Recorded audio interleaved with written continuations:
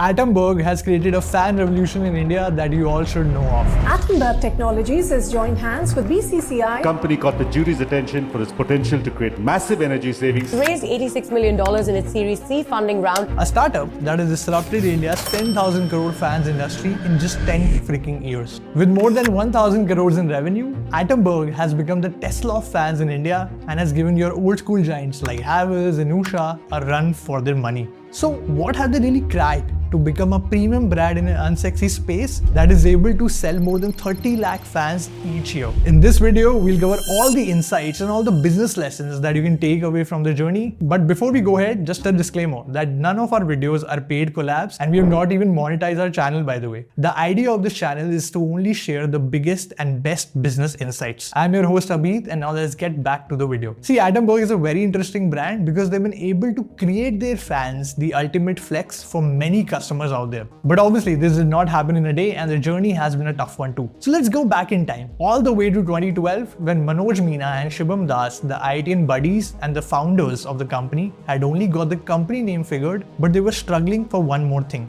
the product to sell. In fact, it took them 3 brutal years to actually figure out what they're going to build in the market. And by then, Arindam Paul, the CBO of the company, who is also pretty active on LinkedIn, and you must have seen him posting a lot of insights there. And by the way, Arindam also took a 2-hour deep dive last month for GrowthX members on how to crack marketplaces. All of these guys noticed a wide space in the India's fast-moving electric goods market, which is the FMEG industry. They noticed that India's GDP per capita was growing, we were seeing e-commerce boom, and all the premiumization was only happening around the white goods. By the way, white goods, if you do not know, is a term used for all the appliances that are usually white in color and are used in your homes, like fridges, washing machines, ACs, dishwashers, etc. Everything was around these products, as these were the ones that were getting all the attention. And no one was really caring about fans, at least not how much brands should have cared. And if you ask me, it's interesting because if you compare these appliances and look at the penetration in India, you would see that washing machines have a penetration of 20% in India, fridges have a penetration of 35% in India,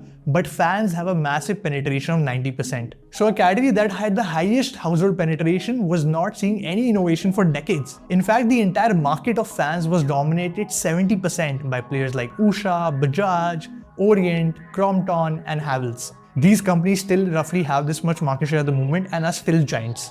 But things were changing and there was a lot of growth coming into the fans and other sectors that people were often ignoring. In fact, if you look at the entire FMEG sector data and you look at the growth from FY15 on this chart, you'll see that the largest growth has happened in 2 categories: lights and fans, which were often ignored initially. And the growth is only going to increase, right? Because the urbanization in India is only going to increase. We'll see more new houses getting built every year and more houses would need more appliances like fans and switches. Also, this will happen along with the increasing trend of renovations. So now that we have some context, let's discuss how Atomberg was able to steal 10% in the entire fans category and 23% in the premium fans category, starting with the very first insight of category creation with premiumization. See, Atomberg wanted to create a category, and they did this by finding a gap in the market. They found that all the fans that were being sold were using induction motors and none of them were using BLDC, brushless direct current motor that they actually are using right now. And for simplification, if you do not know the difference, BLDC motors are more advanced motors that have 3 core benefits. One is that they produce less heat, which makes your fan's life longer. Second, they are slightly efficient. That makes them consume 60 to 65% less electricity. And third, by using these motors, you can actually make more advanced looking functional fans. But what does this actually mean? See, it means that if your regular fan consumes 70 to 80 watt of electricity, BLDC fans that they sell consume 35 watt of electricity only. A smarter way to reduce your fan bill by 65%. In fact, Atomberg claims that a customer can actually save roughly 1,000 rupees in a year by using their fans. And if you're curious, you can actually do the calculation yourself and calculate how much electricity your fan consumes by using this formula. Now you must be thinking that why wasn't anyone else doing it in the market? Why wasn't Havells or Usha doing it? Well, there was a reason behind it. But before we get into that, I want to share that one of our cohorts literally built a growth strategy for Atomberg that was so realistic that they presented it to the entire startup ecosystem at the GrowthX demo day this December. The strategy literally runs into hundreds of pages, is super in-depth, and because we love you, we are giving away a small portion of this exclusive document for free. In it, you will find insights about the users, the in-depth market research, the industry insights, and everything else. So just grab it from the link in the descriptions and happy learning. Yeah, so we were discussing why were not other players doing it, the Ushas and the Havells. See, the reason was simple. These motors were actually expensive to make. To make these motors, you would actually have to import magnets and electric printed circuit boards from China, which will improve your cost of manufacturing and eventually will reduce your margins. And it made sense because one thing was clear, that no customer really wants to spend a lot while buying fans. And even today, if you look at the market, right, there are essentially 3 price segments where all the brands play in. There's an economy segment that has all the brands below 1,500, and you can have models like these. There's a standard category from 1,500 to 4,000 rupees with these models, and eventually there's a premium segment that has all the fans from 4,000 rupees and above. And Atomberg wanted to penetrate at the price range of everything above 3,000. And Atomberg wanted to create a mass premium fan brand, a fan that did everything: LED lights, remote control, great design, Alexa, Google, all that jazz. And their fans were actually so futuristic that none of the players were actually trying to make such products in the market. So most people started buying Atomberg as they needed a better experience, but when they got the education about the savings part too, it became a no-brainer purchase for the customers. Now let's talk about how did they actually reach to their customers and what was the channel strategy here, which brings me to the second insight of channel market fit. See, Atomberg had a very similar start to what Biba had in sauces. Both of them went B2B path first before going to the B2C path. Yes, the retail customers were not Atomberg's first users. Atomberg found a PMF, product market fit, in the industrial space. They played on one of the most practical use cases of the product, which was the cost advantage. And this made sense, right? Especially for the companies and factories who would not buy one, but hundreds and thousands of fans in bulk. So one deal could actually give them enough capital to kickstart their business, which became a masterstroke